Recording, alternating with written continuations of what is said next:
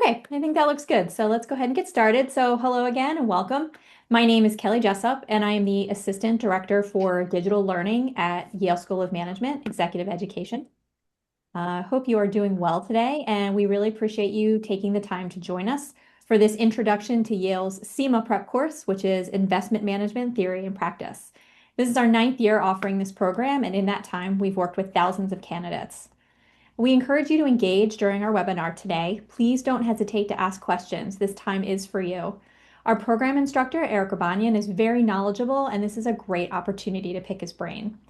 To ask questions, please use the Q&A button at the bottom of your screen. We will pause a few times along the way to answer questions, but please submit your questions anytime. And if you have any technical issues, you can send me a note via chat, and we'll see if we can get that worked out. So joining us today are two people deeply involved in this program. First, I'd like to introduce Kevin Allison. Kevin is the Director of Operations and Student Services for Dobbs Education, Yale's partner in this program. He has served in this role since program inception and has worked directly with thousands of CIMA candidates. Kevin is generally your point of contact regarding enrollment, course completion, and other miscellaneous administrative requests. So welcome, Kevin. Good afternoon. Thanks for having me. And next, I'd like to welcome our program instructor, Eric Rabbanian. Eric is a CIMA certificant and holds the CFP and CPWA certifications. He is also a licensed attorney. He ran his own RIA practice for 26 years before merging that into his current firm where he continues to help clients. As the program instructor for the Yale CIMA online program, Eric helps develop the curriculum and, most importantly for our candidates, works directly with them to help them better understand and apply investment theory concepts and strategy to pass the CIMA certification exam. Before joining this program, he served as the co-director of and taught the Investment and Time Value of Money courses for the University of Texas Financial Planning Certificate Program and has presented at various education programs. He has a passion for teaching and is committed to helping our candidates succeed. Please welcome Eric Rabbanian. Well, thank you, Kelly, and welcome everyone. As Kelly said, my name is Eric Rabbanian, and I am the Yale CIMA online program instructor. So let's talk about CIMA and this designation, who it best serves, what it takes to earn it, and how the Yale program works. And my goal over the next hour is to give you the information that can help you decide, is this the right designation for me? And learn, how do I get it? And answer any other relevant questions that you have. So feel free to ask questions along the way. So like many of you, I was in practice for many years while studying for this and other certifications. And that informed the process to build this program as streamlined and flexible as possible for those working in the profession. So let's start with the Investments in Wealth Institute, or IWI. This is the certifying body for the CIMA designation. They're the group that manages and maintains the certification. And in general, IWI provides a lot of strong quality and content at IWI through their conferences, their journals, which have an academic rigor to them, but are also readable and practice oriented. Definitely worth checking out. Yale's role in this process is to provide the non-academic credit, kind of like an executive education course, through the Yale School of Management, and to provide you the test prep materials to pass.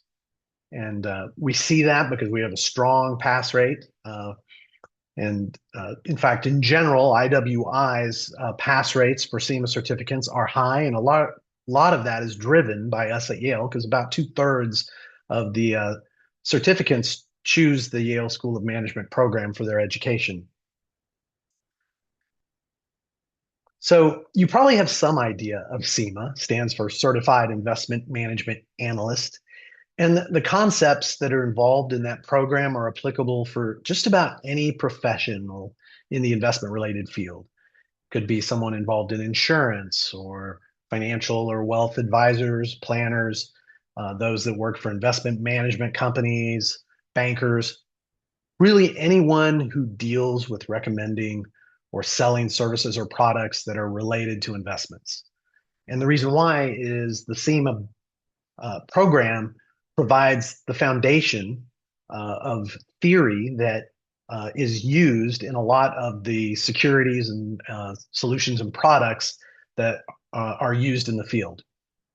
The one exception I would say is if you are an institutional portfolio manager or a securities analyst, then a deeper, more quantitative skill set is needed, something that's normally served by the CFA charter.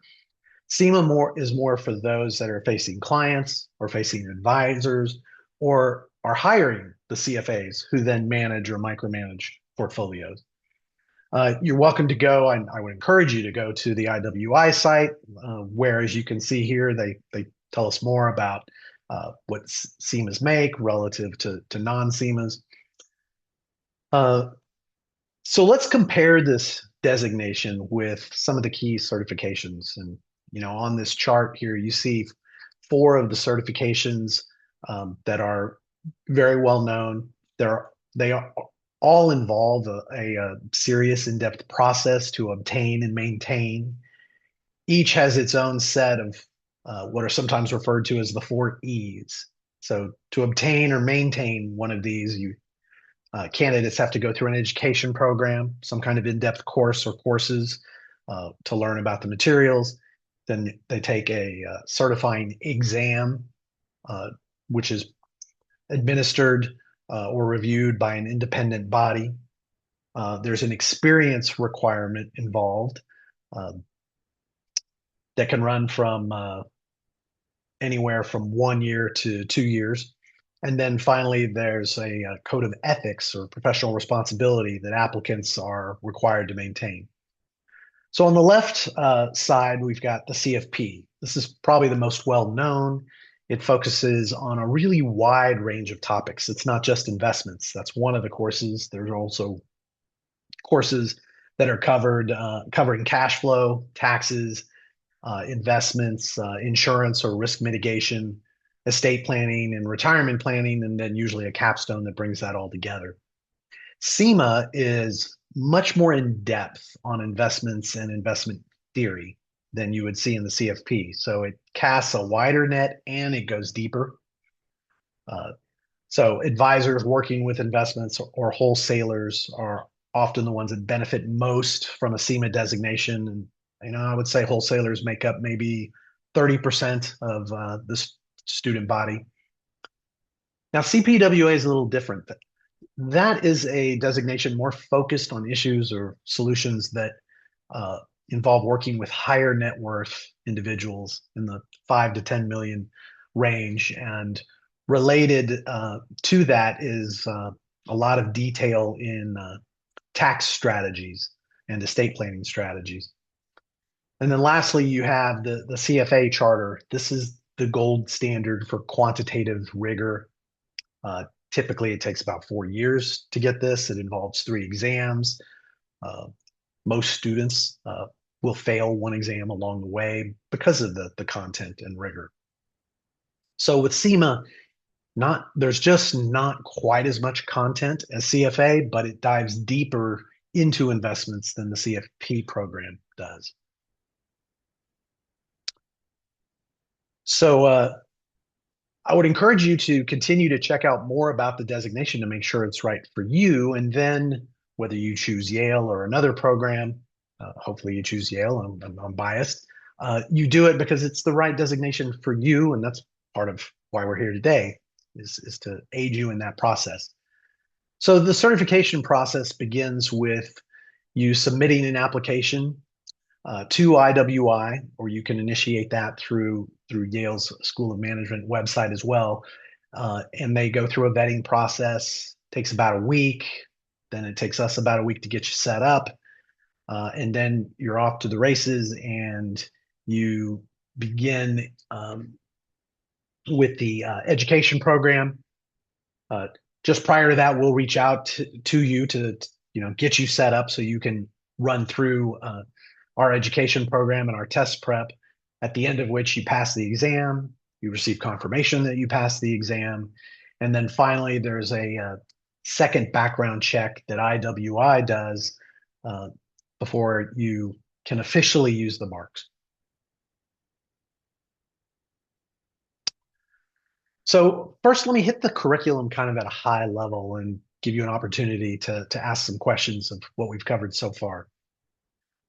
Hopefully in this process, you'll see IWI takes this importantly. Um, you know, they have a certifying body that reviews whether they're meeting the objective criteria in terms of teaching and testing.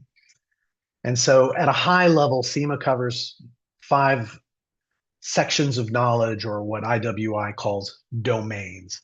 And these get updated over time, but the current domains start with fundamentals, where you get into statistics and time value of money concepts, some general economic theory, also covering the business cycle and the history of global capital markets, before we then lay a foundation in investments, meaning the types of investments, their structure.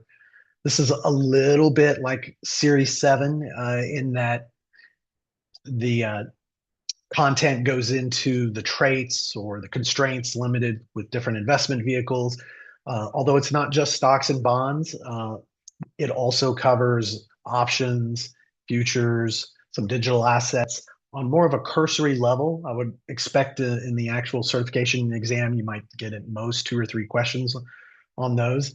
And the detailed content outline that we'll get into later goes into even more detail about the specific topics. So the third domain is titled Portfolio Theory and Behavioral Finance, and this gets into the meat of modern portfolio theory, postmodern theory, the capital asset pricing model, foundational concepts that, even if not used at the simple level in practice, they provide the foundation for those products and solutions that we do see. Things like the FAMA French model or behavioral finance. And we'll also get into how to identify and manage bias that we as humans have. Then we get into risk and return, which is more quantitative about different ways of measuring risk and return and attribution. Now, we've seen over the last couple of years kind of a trend on the CERT exam of there being less calculations, but we cover them all. And we do this in part because we don't know what they're going to ask you. There's 500 ultimate subtopics that they could ask about.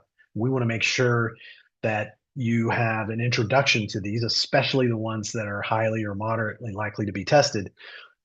So we cover them all, and we also give you homework and exercises with detailed solutions as well, because we also want you to know how to use these in practice, because these are concepts and terms that IWI expects a CIMA candidate to know, and we want to lay the foundation for that concept. And so the other benefit of going through that kind of rigor in our program is understanding the concept. So even if you don't have to do the calculation, you understand what goes into a particular metric, how one input impacts the output.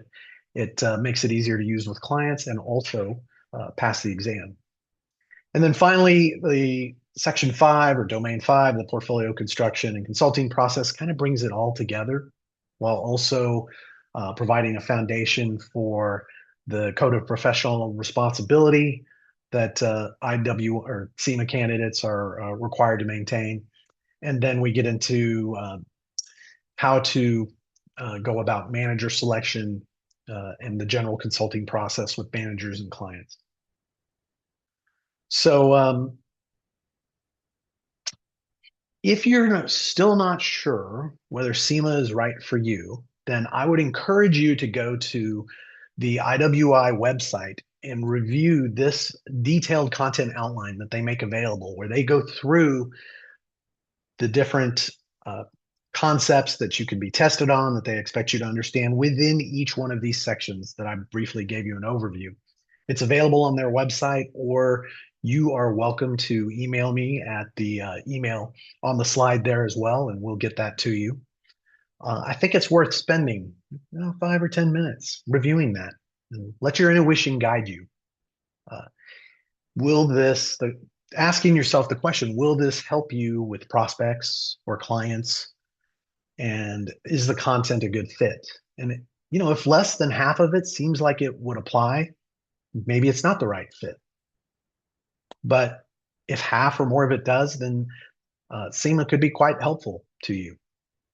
So I'll pause right there because throwing a lot at you already, and ask Kelly if, do we have any early questions coming in? Looks like none at the moment, so I think we are good to press on.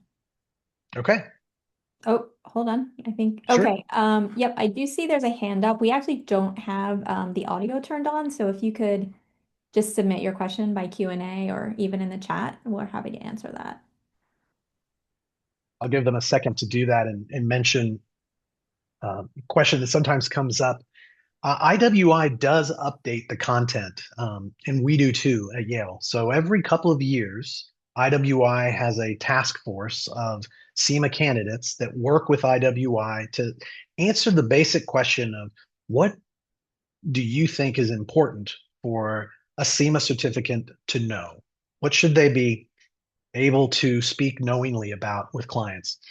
And then that is applied against the current structure, and they review that outline and make adjustments. Sometimes it might be an adjustment to an order, could be an addition or deletion.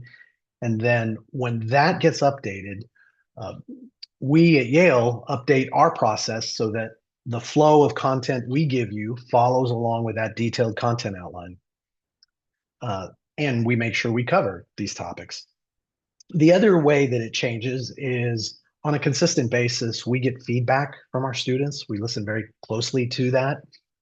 And that allows us to polish up the content or the questions, the slides, whatever the case may be, in a way that can serve you better. So anything come through yet?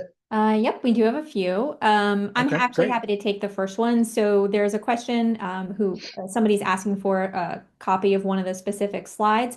Just to Mhm. let everyone know, we will be sharing the slides after the webinar, so you will get a copy of a full deck. It takes us a couple days usually to get that out to you, but we will be sending that out. So don't worry about trying to copy things down or take screenshots. We will be sending those out.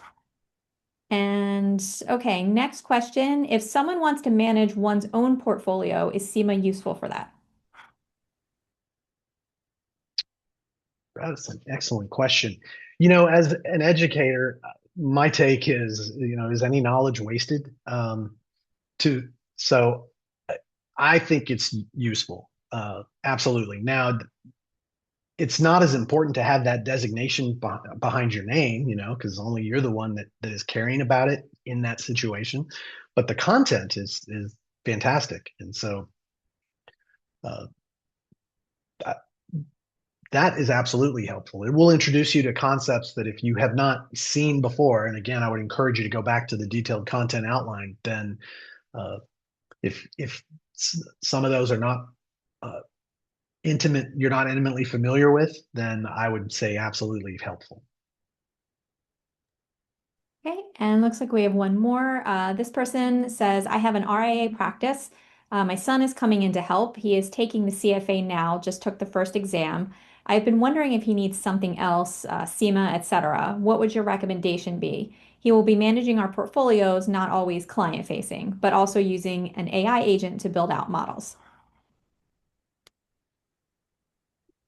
Yeah, there's a bit of a business decision that might be inherent in that question of because it can take longer to get the CFA, and so and it may not be absolutely necessary because usually RIAs are hiring the fund managers that are dealing directly with securities, and so again, along the lines of more education, I don't think hurts. The CIMA is probably enough, but the other way to approach it would be maybe you lay the foundation with CIMA and then see how that works with your practice before continuing on with the CFA. Uh, I hope that's helpful, but if you want to go into some more detail on that specific question, I'm happy to take that question if you email me, and we can just take it off network here and get into more of the details of that. Okay, we have a few more that have come in. In our office, we deal almost exclusively with retirees and pre-retirees. Does CIMA focus on age-related risk management? We aren't as concerned with accumulation as much as preservation, and curious if the CIMA content covers this topic.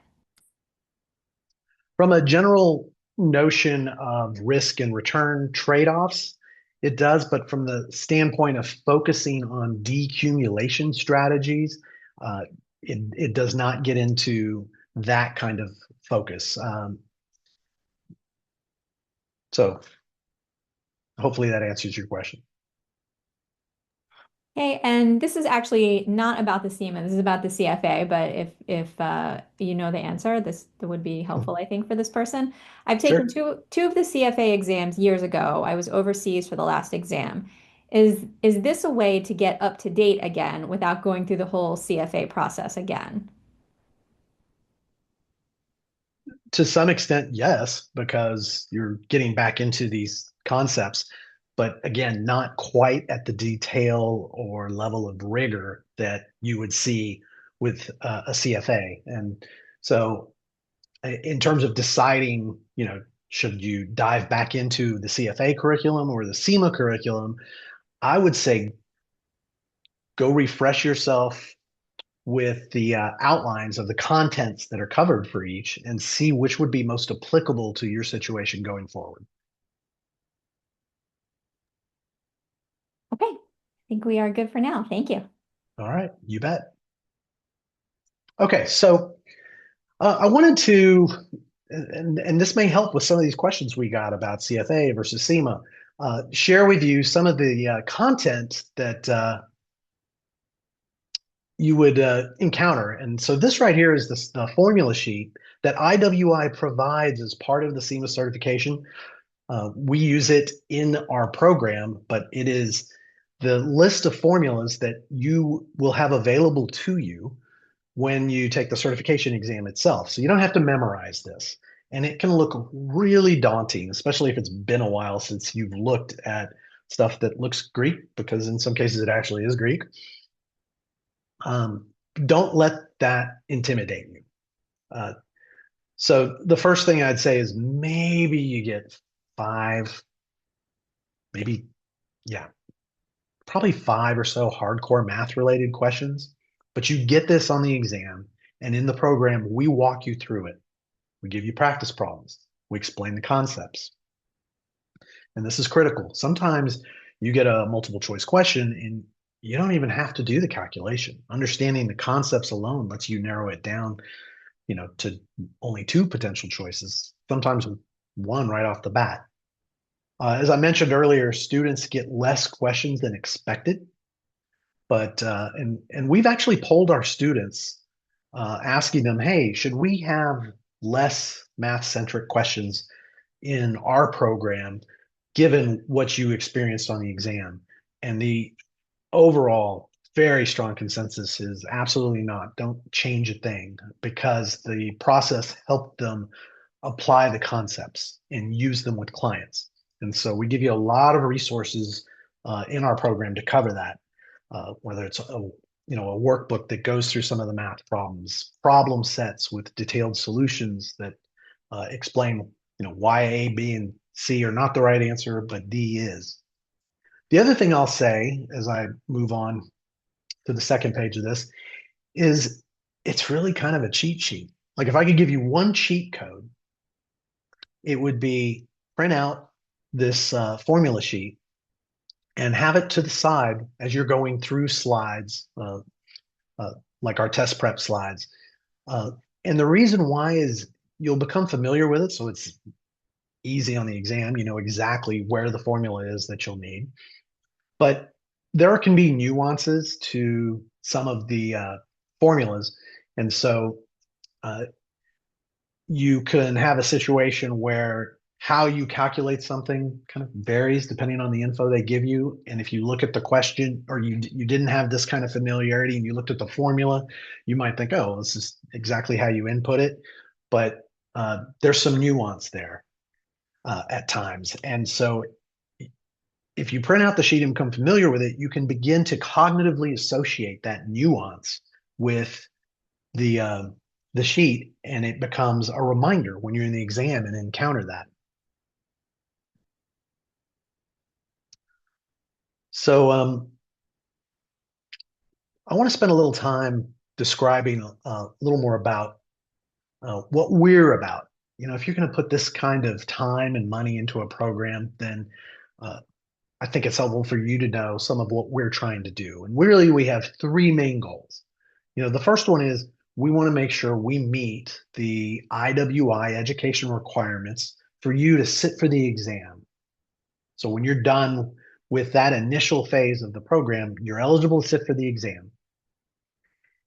And then we want to give you the tools and knowledge you can use in practice with clients and customers. And related to that, as I mentioned, once you go through the educational requirements, you're eligible to sit for the exam, but you're probably not ready. And so that's where we want to help you to prepare to actually pass the exam. And so our intent is to be a one-stop shop for all three of these things. Meet the education requirements, prep for the exam, and being able to use these concepts with clients. And we're in the process, we'll cover all 500 of those subtopics from the detailed outline, but with an emphasis on those that we can expect you to be tested on, as well as the ones most widely seen in practice. So the first part of the course is about 40 hours. It's recorded lectures from professors, and you just watch the video. You take a short quiz from the video, and this lays the foundation right there. There's 11 lessons in that process, and at the end of which you get a certificate from the Yale School of Management saying you've completed this educational requirement and you are eligible to sit for the exam. The second part is the test prep with the videos and slides about what you can expect to encounter. Then test prep slides that review the concepts, then question sets that you can take and receive immediate feedback on, what you missed, which then provides you the feedback as to where you need to spend a little more time, followed by mock exams that further help you do that because they cover all the material just like you will encounter in the CERT exam. Along the way, each section has some resources to help you with the concepts as well. More on that to come. And we do it this way because students have different learning styles that we're trying to accommodate. And people come in with different strengths and weaknesses.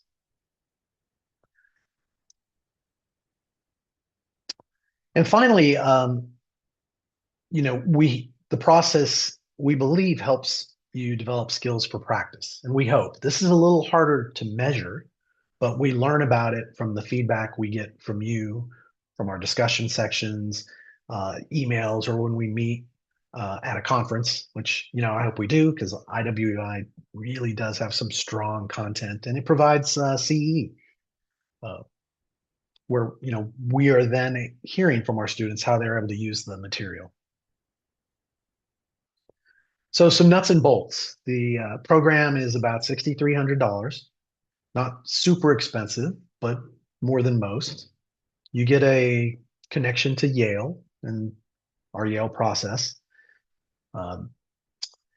And, you can say in your bio that you completed a Yale School of Management course, which, I think is kind of cool. It includes all the test prep.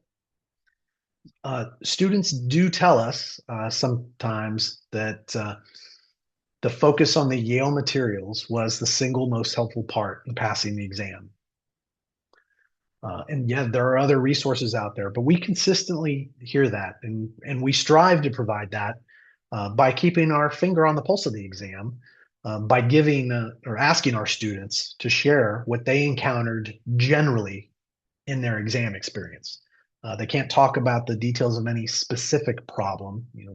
There's an honor code about not doing that, but they can share that they encountered questions about value at risk, or they had to calculate the Sharpe ratio, whatever the case may be. There's no official start date, so it's ongoing registration. You can start at any time. part of the flexibility and of the online self-paced course. You have access for about 1 year. For most people, it takes about 4 to 5 months once they get started. Uh, some longer, some shorter. In fact, I think our shortest was 2 weeks, uh, actually. And then, sometimes things happen. Life happens, and so you have a safety net. Uh, the first one, a couple of safety nets. One is you get through the education content, the initial sessions that make you eligible to sit for the exam. And if you find you're running out of time before you're ready to take the exam itself, you can download all the materials and use them. All we ask is that you only use them for your own personal purposes. You don't share them with others. And then lastly, if you ever need to, you can buy an extra year. Yale makes that available at a discounted rate. So that's a second safety net that's available.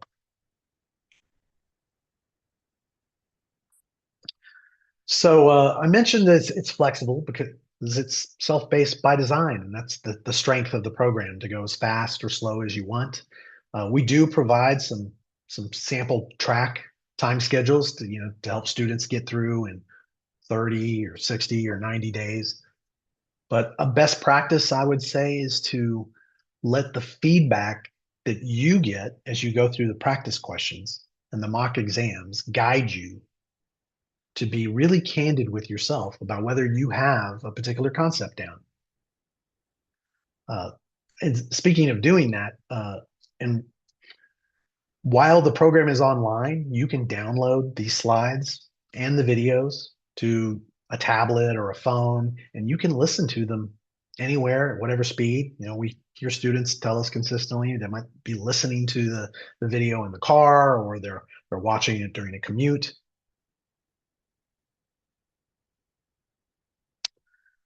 So the 1 year clock with Yale starts when you enroll in the site and have all the materials available to you. And it ends at the end of the 12th month that follows. So you actually get a little bit more than 1 year.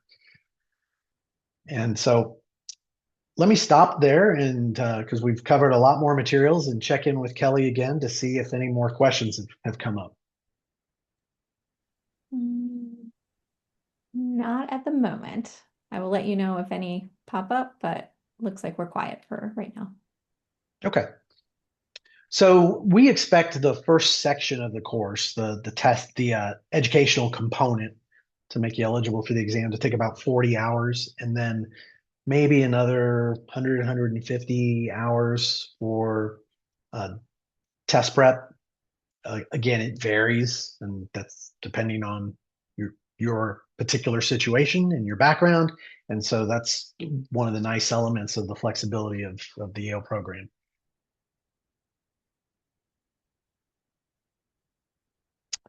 So our content, we use Canvas as our online course platform. And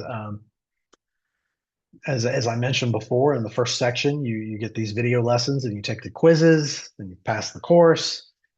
And then we get into test prep. And in addition to the test prep slides, one of the additional resources we make available to you is the investment advisor body of knowledge, this text that you see shown on the right side of the slide. This is not the course textbook. It is, think of it more as a reference book, and it was developed by Jim Dobbs. It's kind of a graduate level text and available as a resource if you need to take a deeper dive. Before you would probably open up and crack this CIMA text, as we call it, you would probably look at some other reading materials. We have specific materials referenced to each section in each domain, so you can jump right into the specific reading material. If you have a question that's come up on a particular I'll call it homework, a particular question set, and you don't have to read the full reading. You can do a Control F and search for key terms. or of course you can read the whole thing. You have the ability to take the approach that fits for you and then use the feedback from the mock exam and the question sets to gauge your understanding.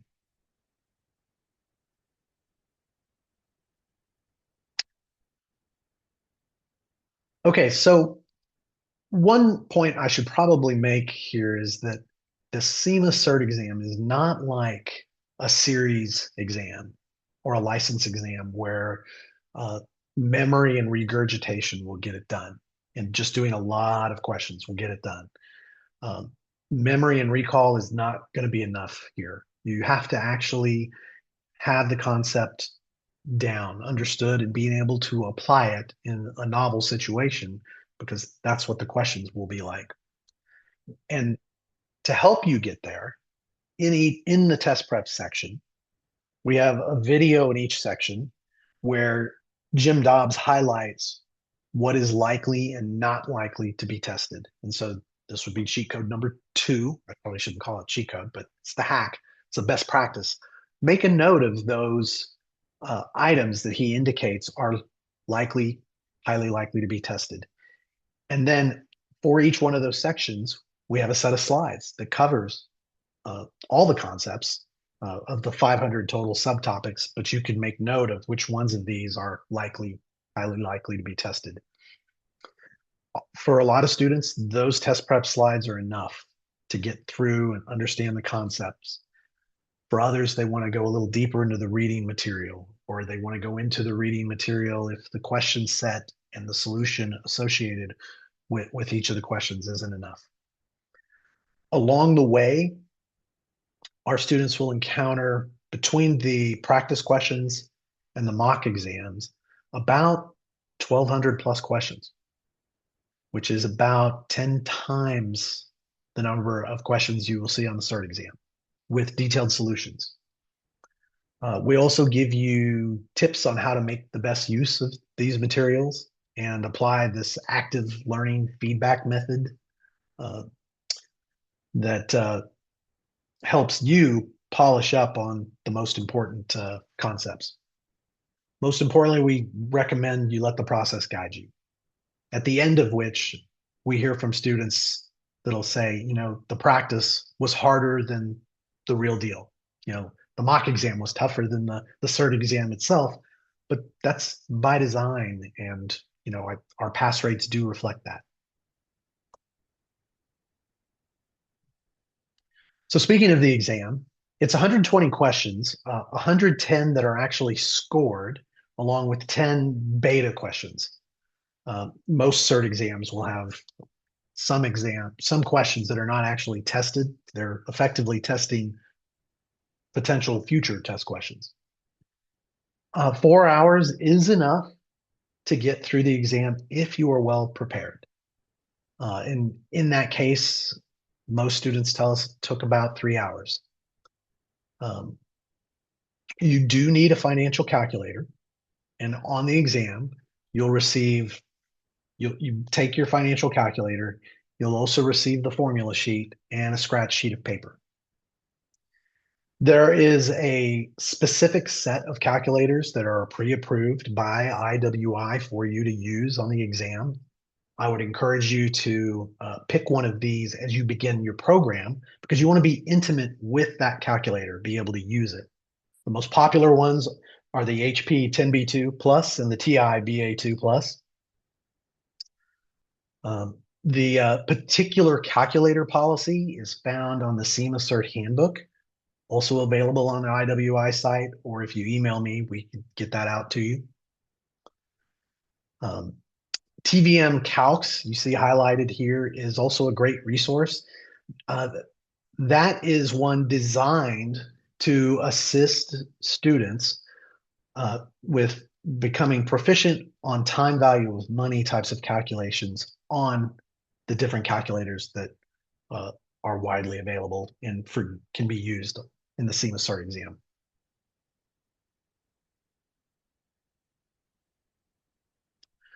So where's your help? Well, it's self-study, right? And therefore, it's not really priced or developed as an academic program that you would have at an undergraduate institution, uh, and providing that kind of support. But we still have a lot of built-in help. The first is if you have an administrative question, uh, you know, questions about how to access the material or how much time you have left in your program, you just reach out. You can reach out to Kevin Allison here. He manages all things administrative related to Dobbs education and the Yale CIMA online program. Secondly, Canvas, which provides the platform, is available 24/7. I will tell you, it's hardly ever a Canvas problem. It's been a very reliable platform. Then we also have in each one of these sections, there is a discussion board where students can pose questions and respond. And often Jim Dobbs or I will also weigh in and answer. You can think of that kind of like an FAQ for that particular section. And like some of the reading materials, maybe you're curious if another student has had a question similar to the one you have, you can go in and search for that key term and find questions that relate to the same type of topic. It can also just be insightful to see how people are thinking about some of these things. And then you got some lifelines. The general rule here is it's up to you to self-study and learn how to solve these things yourself. You'll have to do that in the CERT exam and in practice. But we understand sometimes people get stuck. They need a little help. So you can ask specific questions related to that and give each student the opportunity to ask 12 of those through the course of the whole program. And so we encourage you to use them, but use them judiciously. And by that, I mean save them for test prep, because that's when you get into the weeds and get in more depth. That's when it will serve you the best.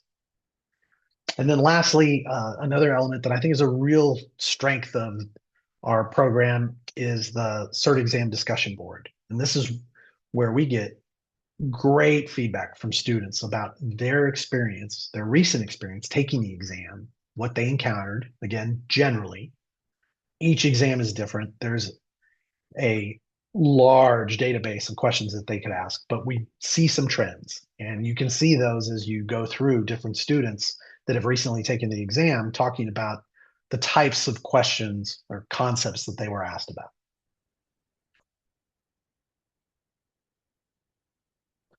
We have a fantastic group of professors. It starts with Jim Dobbs, who created this program as well as the CPWA program that is also available through the Yale School of Management.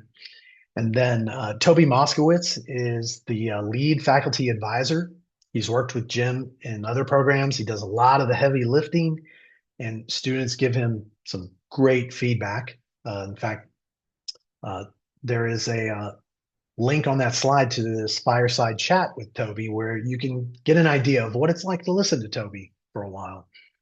He's also the author of one of my favorite books called Scorecasting, which takes a Freakonomics type of approach to analyzing sports myths that we see, and where does the data take us on this? So then John Nersessian is a highly respected speaker, wonderful teacher about a lot of the quantitative concepts, the use of the formulas. We get a lot of compliments from our students about how helpful his videos in that regard were. And Roger Ibbotson is a legend in the profession, and also has a session that's really wonderful. So I'll give you an opportunity to check out some of the feedback here, both qualitative and quantitative. We're proud of it.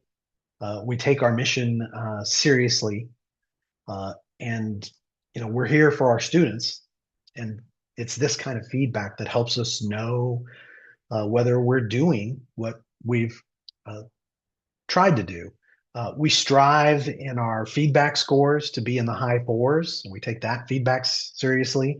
And we're also proud of a net promoter score of 71, which shows a high level of customer loyalty and satisfaction.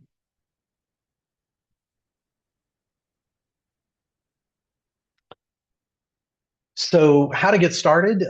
You can apply directly through IWI's website or through Yale's. As I mentioned before, it takes a couple of weeks for a background check and to get you set up, and then you're off and running. So if you have some more questions, then which we've left a little bit of time to do that here, but also here is our contact information. Um, So reach out if you're interested in some of these slides or some other questions come up, and I will stop there and see if we've got any to address now, Kelly. Yeah, we sure do. Had a good group of questions here coming in the final moments. So, Great. okay, first question. If you fail the exam, how long must you wait before taking it again? Yeah, great question. 30 days is the window that IWI says you can't test again for 30 days. So uh, you that's the amount of time you have to wait. Now, that said, when you go back in, your test the second time, which hopefully you don't need to take, will be a different test because there's a huge database of questions.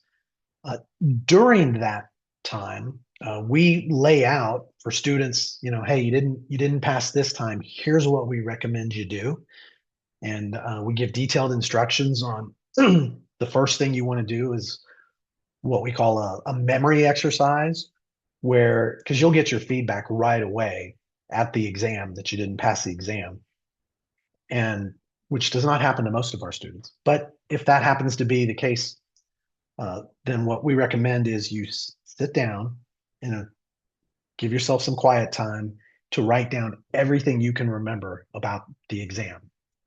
Uh, that will come in handy later as you go down the line to try and polish up on the lower hanging fruit to improve your score the next time. The other thing that I would promote is don't just rush in to take the exam and say, oh, let me see, what it's all about. Instead, the best practice that we've honed in on over the years, just based on thousands of students giving us feedback, is test when you're ready, trust this process, let the feedback you get from the question sets and the mock exam guide you in this regard. Hey, is there a fixed calendar of certification exam dates, or can it be taken whenever you're ready if you're taking No. it online? Yeah, it's well, either way, there's no set number of dates for the exam. It is available year round. Once you are eligible, you've completed the educational component, a test window opens and you can go and take the exam. Now you schedule it through IWI. And again, I would say don't just dive in, wait till you're ready. Let the test prep guide you in that regard. And in terms of taking the test, you can schedule that at a test center or you can do that online. Uh, Sometimes doing it at a test center can have a challenge. Scheduling in advance helps. And, if you have to push it out, then you can reschedule it. And the reason I say that is they only have so many seats. This depends on your particular geography. On the flip side, testing at home can be nice because it's comfortable, but there is a tech challenge involved in that. For some students, they don't want to mess with that. Hey, I've got enough to worry about. Um, and which brings to mind another quick test tip, which is whether it's at a center or at home, uh, you can encounter a challenge. I mean, it could be a tech challenge. It could be a couple of questions, there may be beta questions that really throw you. And you think, oh, I have no idea what they're asking about here. Don't let that throw you. It's one question. It might not even be graded.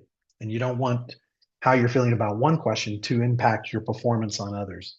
Uh, that kind of approach, being able to sort of roll with the punches and know, hey, I've let this process guide me to get me right to where I'm at right now, which is as ready as I'm going to be to take the exam. From this point on, I'm going to do the best I can. It promotes a really good mindset for passing the exam. Great. If I intend to do CFA as well, do you think CIMA and CFA have mostly overlapping content from the knowledge standpoint, which CFA goes in a lot more depth? Yes, I would say that's exactly true. You're going to cover a lot of the same material in CFA, just in more in depth. Okay. Can a student who has not yet graduated from college take this program? I'm thinking of my youngest son who's already doing a finance internship this spring and summer. I do, Kevin, do you recall, is a college degree a requirement Yeah, for seniors? I'm almost positive that yeah, one of the requirements is a college degree, but that really comes into play when you're talking about the use of the marks. Can you take our CIMA course before you graduate college? Absolutely, and pass the exam. You can certainly do that. That really comes in making sure that you meet all the requirements to actually then use the marks. And you can find, I think you can find those requirements on IWI site as well. Here, while we touch on these other, uh, any other questions, do you mind trying to look that up, Kevin, to see if any other specifics on that question about Yeah, whether, I'll give it a go okay, here. okay. Any other questions, Kelly? Yep, we have a few more. Okay. Is there financial aid available for the CIMA? There is some kind of scholarship that is available for some students. Uh, and now I'm going to jump in on you again, Kevin, and ask how does someone apply for that, if you recall? You can let them know when you're applying for candidacy with IWI. Mhm. Just ask them about their scholarship program. They do have a specific scholarship program, and they can give Mhm. you all the details in regards to how you qualify and how you apply for that. Yeah, and just Great. to further clarify, so that program is run entirely by IWI. Yale doesn't have anything to do with that, so that comes from them.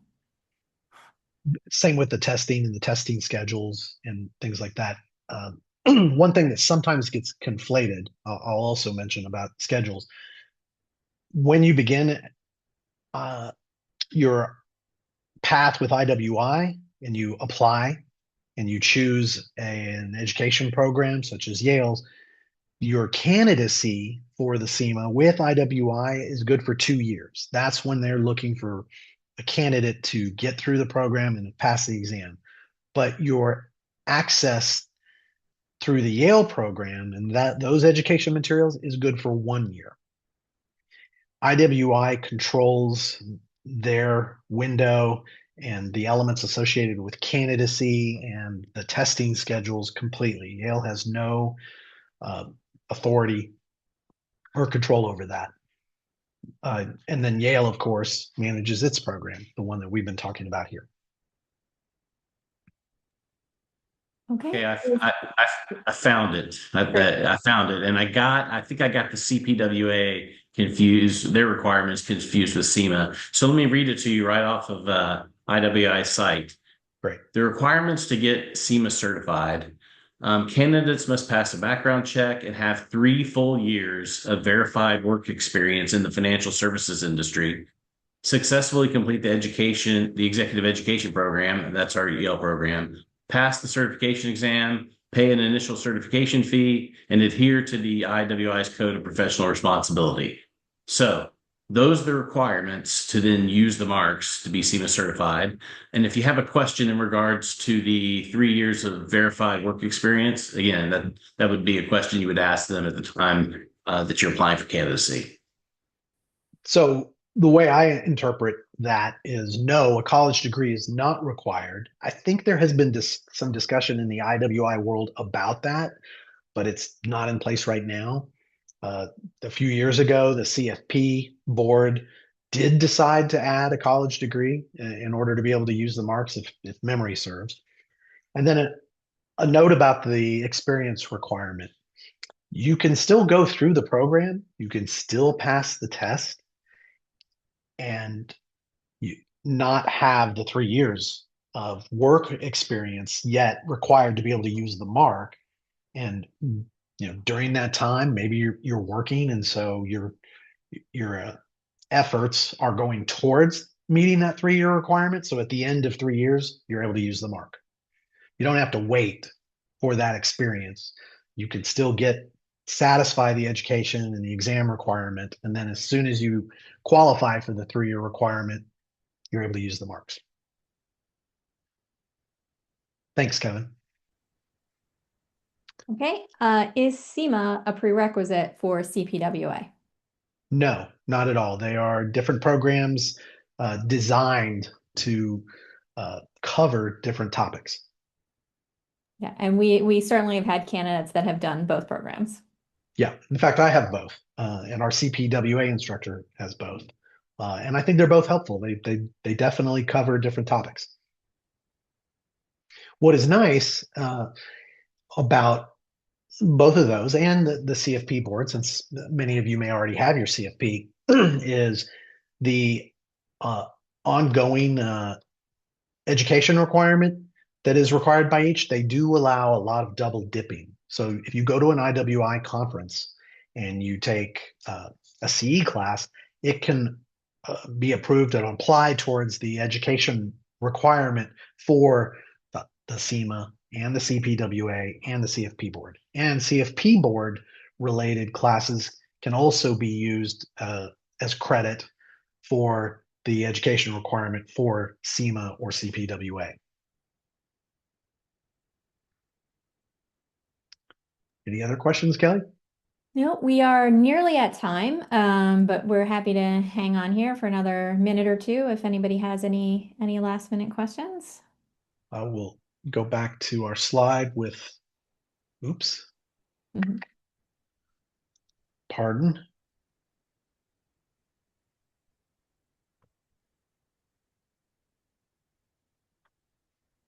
It's currently not showing the slides, right? It's not, but that's Okay. okay because we are going to share, so everyone will have our contact information and all that. Oh, here it comes. You've got it All going. right. Here, I'll just get oh, you know what's happening? I'm going too fast going to the end. So my apologies. Okay. Oh, looks like we might have had a couple more questions here. All right. Well, Okay. Yep. So we'll yeah, like just I said, we've got another minute or two here. So let's get through these last few questions. Is there a passing mark required for CIMA certification?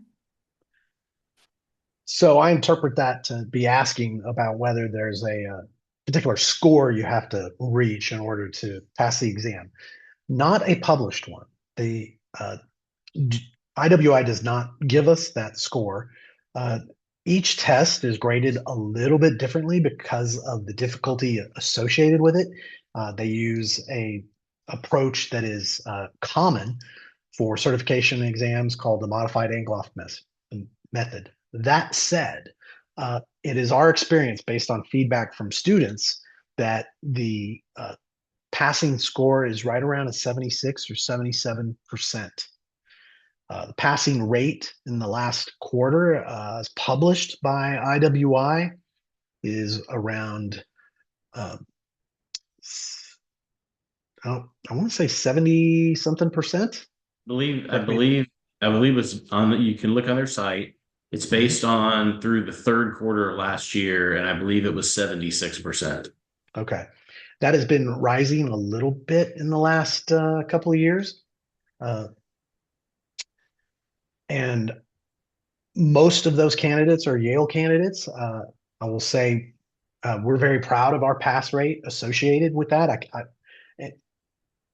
My phrasing there may sound a little ambiguous. We're actually contractually limited to say more than that.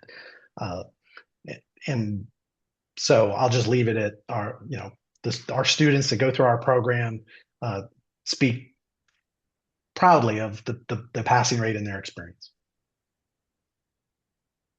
Okay. And Okay, we've got two more questions. So we are at time. So Eric and Kevin, if you have another minute or two to hang on and do these last couple questions, if anyone else needs Sure. to go, as I've mentioned, we will be sharing the slides and the recording in a couple days.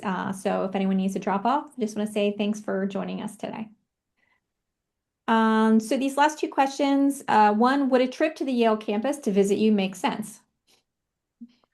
In terms of seeing us and professors, no, because it's a self-study course and there's not a place that you go.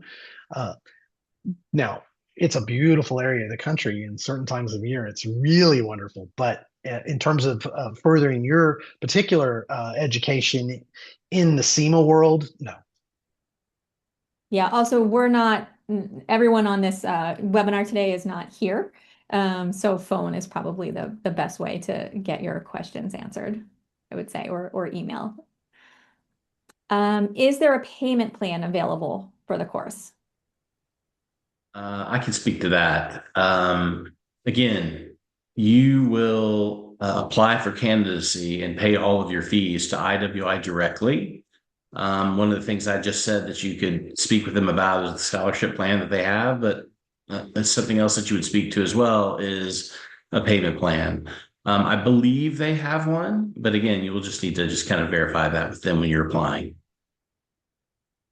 And also, a lot of employers will reimburse programs like this if it's in a related field. So that might be something to address with your employer if that's an option for you.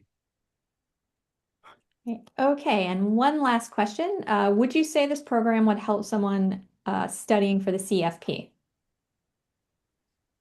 Yeah, so from an investments foundation standpoint of material, yes, it goes even deeper.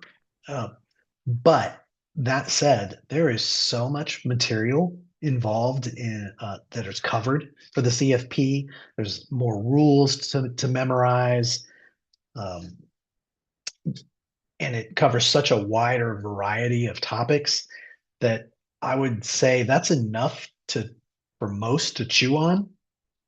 And if you're already in a CFP program, then I would follow through with that, unless you know that hey, CIMA, this is the arena in which you're working, and you want to focus on that first. In which case, the foundation would certainly help once you get into the CFP world. But to do those at the same time, if that's where you're going with the question, uh, that would be a lot to take in. So it depends in terms of whether to do that or not, or the order depends on the context of your situation.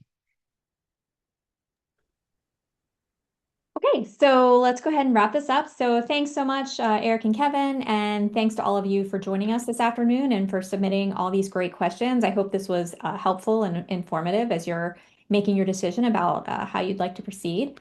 For more information, you can visit our website, or as Eric has mentioned, just reach out to us directly with any additional questions. And as I've mentioned, we will be sharing the video recording and the slides with you in a few days, so keep a lookout for that. And, as Eric stated earlier, obviously we're a little biased here. We'd love to see you in our program. But what's really important is that you find the right program and a path that's the best fit for you. So thanks again for joining us today. And this concludes our webinar. Have a great day. Thanks, everyone.